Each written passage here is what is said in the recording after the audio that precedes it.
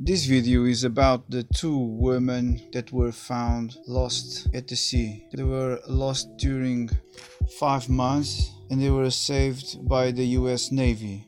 So after they were found, their story went worldwide in the news. Everyone knew their story, everyone knows their story, everyone have seen their faces, everybody knows a bit of what happened. And briefly, Jennifer Appel and Tasha Fuiava left on May 3 on sail to Tahiti in what was expected to be a 4-month trip. They explained that they had a malfunction, the engine was flooded with water. In the end, they lost all their abilities to communicate. So here are these two women in the sea with their dogs. They were thinking they were sailing to Tahiti, but now they are inside a boat with no communications, no engine, and facing all the sea problems. So if you have turned your TV on, probably have seen their faces, their voices, they sharing their story, telling what they have been through, how it was, what they have to deal with.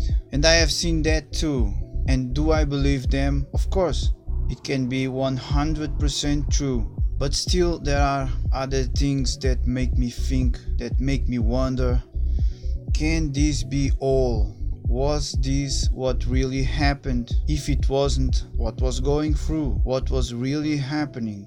And why am I saying this? Well, you probably have read this before. They lost all their communications devices at the same time. They say it was a problem with the antenna, and to tell you the truth, I don't know if that's possible or not. But it's a different situation, losing everything at the same time, not being able to communicate anything because you just lost all your communications capabilities. It's a bit odd. Despite that, that's not everything that I've seen on this news. Another thing that I don't understand was that on the clips that I've seen, I'm talking about TV, videos, on the internet, those two women, Jennifer Appel and Tasha Fuiava, they appear speaking, telling their story, and of course I don't like to see people crying. That's not what I'm saying. But to be saved, lost in the sea, and to be on every channel, every TV, smiling and being playful, having fun, and that's a bit odd for me. That's I can't find a moment, or at least from what I've seen, I couldn't find a moment where I understand that those two women, they faced real danger. They were lost and it was a very bad situation on the sea. 5 months adrifting on the sea. And when I hear they talk, I have not seen that fear, that danger, that notion that they could have lost their lives. It's more like we are stars, it's our moment, this is funny, we're enjoying this. There's no tears, no shrug of shoulders, no scare. I don't see fear on their faces. I couldn't see relief on both faces. It was a bit odd. So apparently they had 2 GPS units. They say one failed. They had a VHF radio, a ham radio, a weather satellite, and finally a radio telephone. And apparently because of the problem with antenna, none of them worked. And for me the strange fact is when one of them said that they had 6 ways to communicate with multiple backups and none of them worked. And she says that exceeds Murphy's Law. Well, I don't know much about Murphy's Law. What I really don't understand is why they had on the boat this device called EPIRB, Emergency Position Indicating Radio Beacon. This device was properly registered.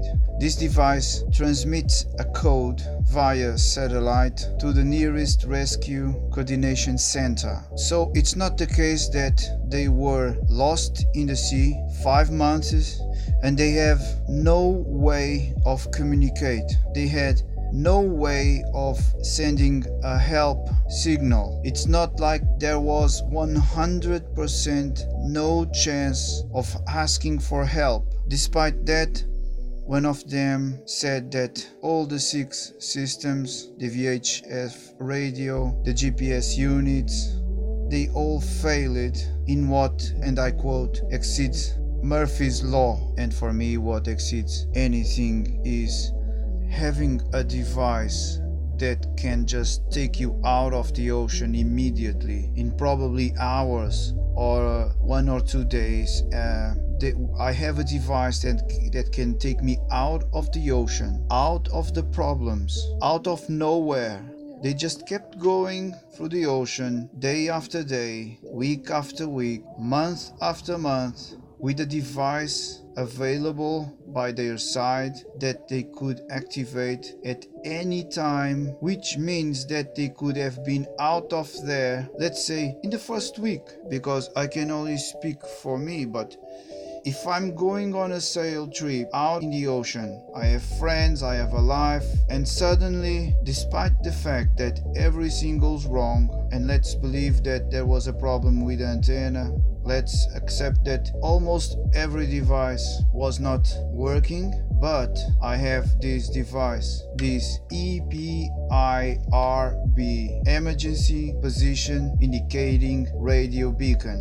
Everything fails, but I just need to press this device to send a signal and I am rescued. I don't know, but I think maximum 1 week I'll be out of that. I will not be waiting for anything else.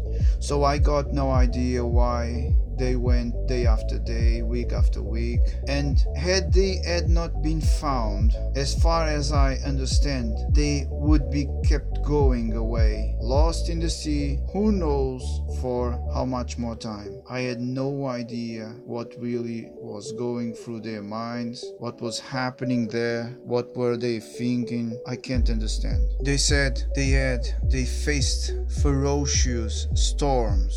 They said they faced multiple shark attacks. Forget the sharks. Ferocious storms with a device that could send in the first hours of their problems a signal to land so they could have been saved immediately.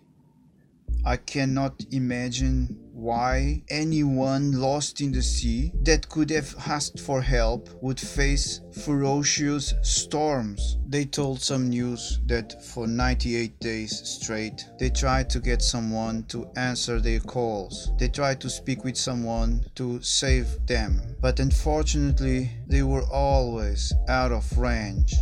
I can't comprehend this. I really can't, because 98 days, 3 months asking for help. What is this? Is I will only ask for help if I can speak with my voice and hear another voice on the other side, and only then I will accept help. I will not press the button of my emergency signal system I have here, that it's working, that I can use right now. I need to speak with someone. I want to hear a voice. It makes no sense. 98 days with the device near them and they didn't press it. Never. Even more difficult to understand that what I said before is when they say that they started to think that they would never be found. This is insane, because how can you think, or at least how can you say that you started to think that you would never be found, and still you have the device that will put a boat probably in some hours next to you and will take you home. So to finish this, can their story be true, completely true? Absolutely, 100% it can be. But at the same time, are there strange facts here? Are there things here that are not easy to understand? I think it's also an option. A bit strange. Well, the best part is that they are safe. Maybe there are some updates to this story, maybe there are not. We'll see.